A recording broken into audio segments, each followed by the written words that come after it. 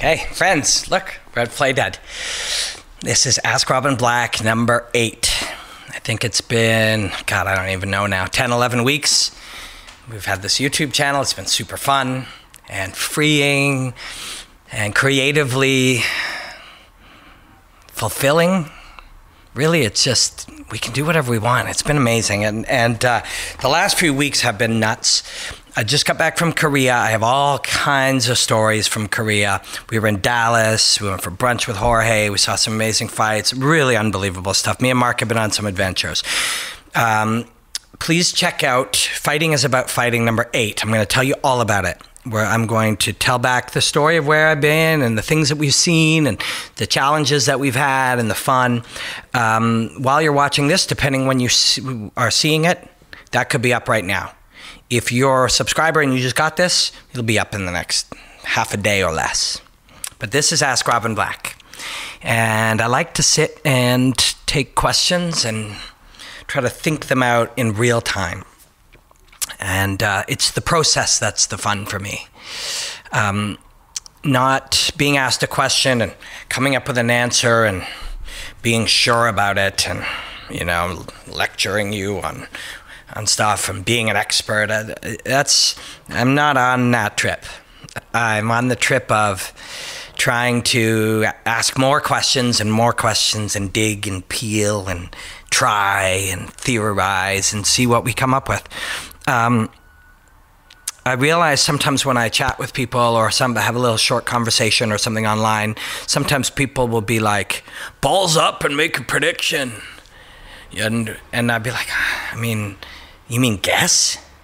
And then have it be recorded that I guessed that? Balls up. Nobody cares if you're right or wrong. It's meaningless to be right, and it seems meaningless to be wrong. Experts will tell you all the time, oh, this guy's got this, you know, and people will talk about bets and odds, and a lot of that paradigm is all pretty artificial. It's cultural. It's something we do to feel smarter or to defend ourselves against things. We're not getting any answers like that.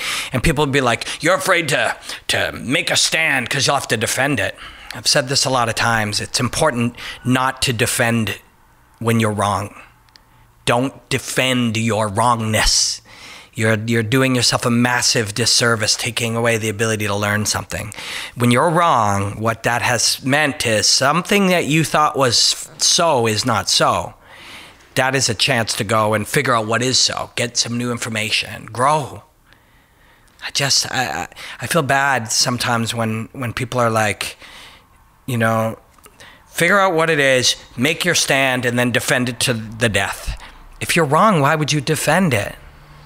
If you're wrong, you should see that as an opportunity. That's a conversation for another day. In fact, it's an ongoing conversation.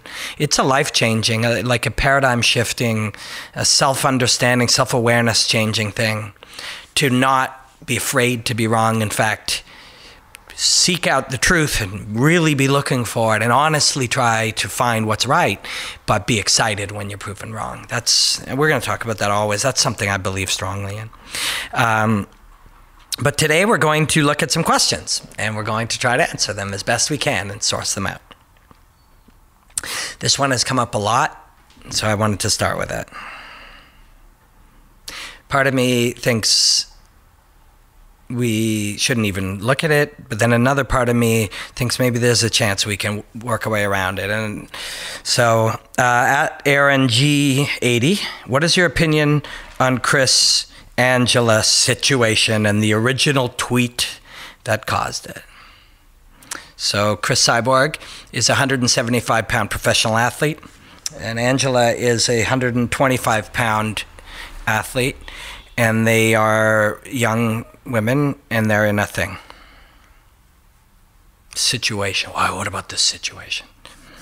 And then the second follow-up at MMA Snitch, clearly put together for this, but this is where we are. Robin's a fighter. I would like him to address this on the next show. Should pro fighters rat on other fighters after street fights? I wasn't going to even touch this, and I wasn't sure what to say. But then I had a conversation last night with a friend of mine named Kelly. And Kelly is a school teacher. And Kelly teaches grade 6. And we were chatting about what that's like.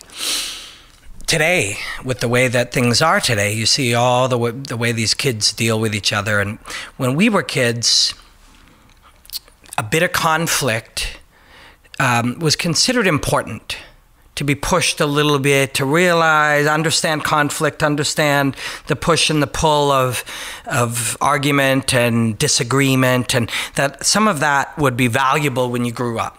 Some of that, when you see little kittens and they're play fighting, that aspect is a part of growing up to be a cat. That's developing some of the skills that are going to let them hunt and not be afraid of certain things. There's a lot of value in that.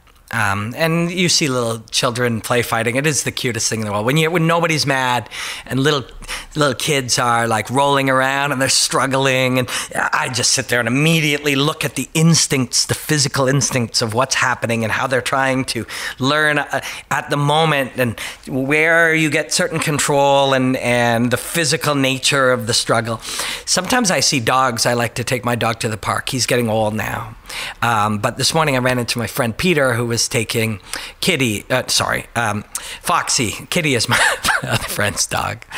I'll see Kitty tonight. My friend West Coast Dave is inviting me over for tacos because I've been away for so long.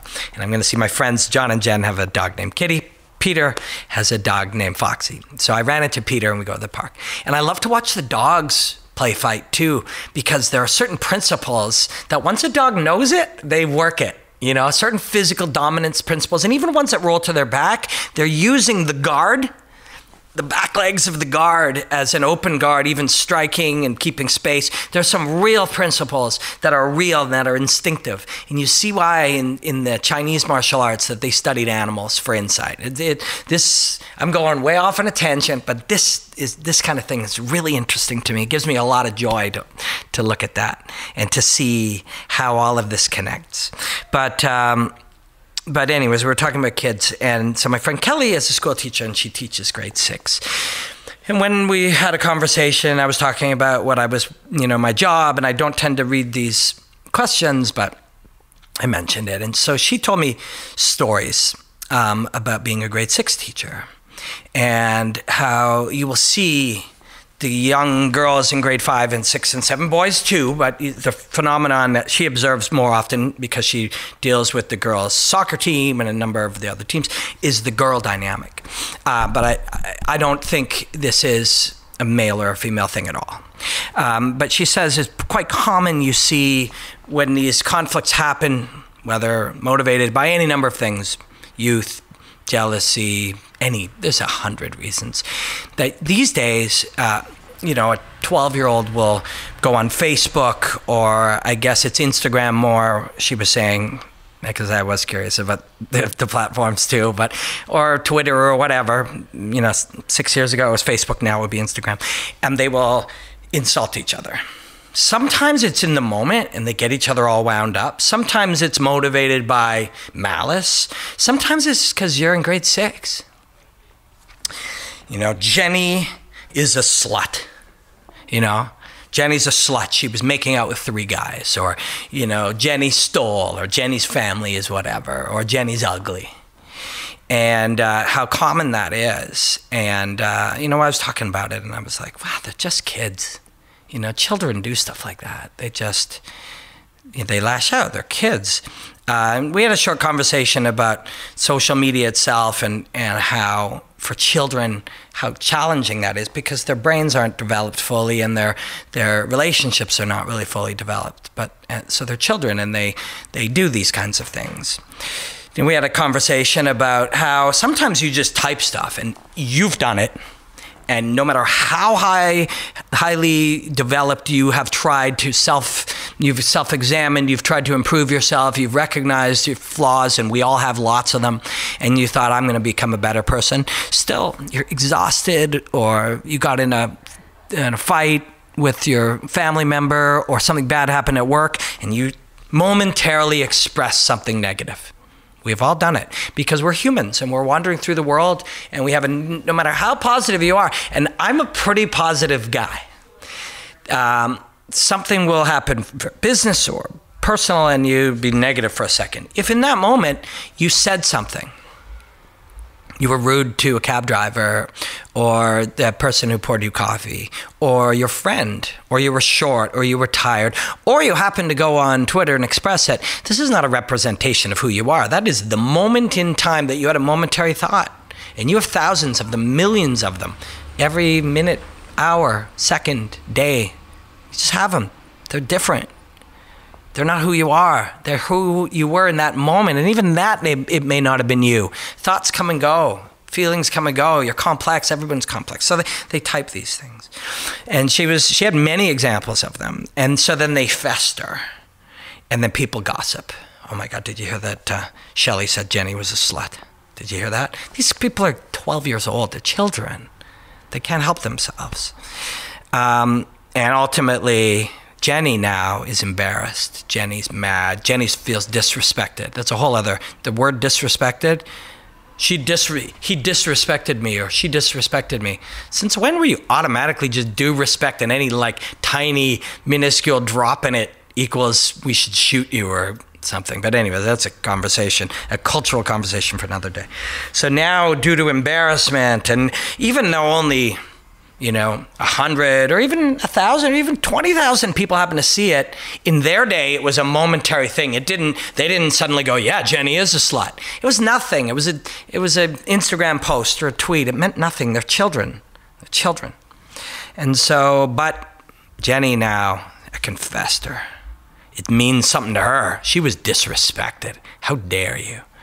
And so eventually, whether this happens over days or weeks or just that day out in the schoolyard, eventually all the kids gather around, because the only thing even more childish than the tweet or the Instagram post, and then now Jenny seeing it as some heavy, meaningful thing that it's a fucking tweet or an Instagram post. But they're 12, they're children, their brains aren't developed, their emotions aren't developed. Jenny will go out into the schoolyard, and everybody will gather around, because the only thing more childish than whoever this was and Jenny is everybody gathering around. Oh my God, did you hear she tweeted? Oh, she called her a slut. No, she said that. Oh, this is, and everybody gets all wound up. That's the most childish part of the whole dynamic here in grade 6 in my friend's school. And so eventually it happens, everybody's watching. As she said, there was some crazy stuff. There was one where the girl started, again, this was a girl. In this case, there are many boy examples as well. This is not gender. This is not age. When you're children, you could be 10, you could be 13. It's all the same. This is not inner city or out city. This is not money or poor. This is not race. This is none of those things. This is childishness. But she was talking about one where the girl hit her and then started stomping her, and then went over to her friend and pulled the cigarette out and put it out on her eye. What the fuck? Like, I don't even think about that. Like, all this because a child tweeted something. And then everybody scatters, and then they talk, oh my God, did you hear that, Jenny? This is what children do. She said she's seen this dynamic over and over again in her school. And you ask any school teacher, I'm sure we have school teachers, they'll say, yeah, you see this. Children start a thing, and then one says something, and then it means another thing, and then it's because of this thing, and then everybody, they love it. They all get wound up, and then somebody. And now these days they get caught on tape. 11-year-old punches a 12-year-old in the face, or worse. There's worse things that happen. It's caught on tape. Police get called. And then oh my God, they called the police. Did you hear that? They called the police. She tweeted this thing, and then because she's a bitch, and she said that she was this, and then she got mad. She felt disrespected, and this is every grade 6, every grade 7 in North America. You see this dynamic with children constantly, always. Police come, somebody gets charged, oh my God, she's a rat, like all this kind of stuff. Then the one who did the punching goes back, and because she's so deep in it, so, this is not, somehow the fact that I punched somebody,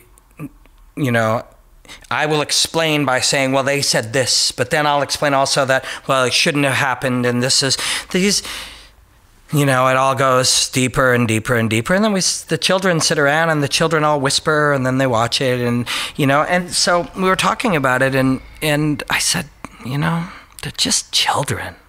They're children. Like, you know, when they get older, they will realize the silliness of this kind of thing. This is this is something that kids do. And, you know, a 12-year-old who would tweet, something like that, when they're in their 20s, they'll grow out of that. And then the person who would take that as a heavy thing in their 20s, they'll realize that was some randomly pressed things that went into a thing that went to something that it doesn't mean anything. It's not a reflection on you or more on them. And then the people who stand around gawking and whispering and trying to figure out, oh, well, she said this, and picking sides, and you're a rat. And, I mean, those 12-year-olds, they'll grow out of it. And we won't see anything like this. This is what you see, what my friend sees, and every school teacher, you know, in the world, at least in North America. I don't know if how this is expressed in other areas of the world, because we have our different cultures that make things differently, but you won't see this in adults because they'll understand each stage of this is so childish. And at the very least, you know, and we talked about why do children do this, and why don't adults do this, or why wouldn't adults do this? And I think what you hope fundamentally is that you realize how precious time is. Especially all those ones standing around and whispering about it and talking all day about it. Oh, cops, oh, adding extra rumors to it. Oh my God, did you see she got rocked? You know, and adding all, just gossiping about it. Because we have so much time, and there's so little time. Only so much. This is how much. This much. And there's an opportunity cost for anything. And when you're doing anything, when I sip this coffee, oh, it's good. I'm not typing into my phone. And when I, you know, watch something on TV, I'm not calling my mother. And my mother's getting old, you know. I don't know how long she'll be around. When I choose to spend the time on childish things, I can't talk to the people that I love, and I can't explore the beauty of the world, and I can't look at incredible chances to learn something, and I can't read and learn something that'll lead me to some other beautiful thing I'm going to encounter one day in the future, and I can't, you know, spend time with a friend, and I can't train the martial arts, and it's an opportunity cost. You have so little time. And we're adults, you know? So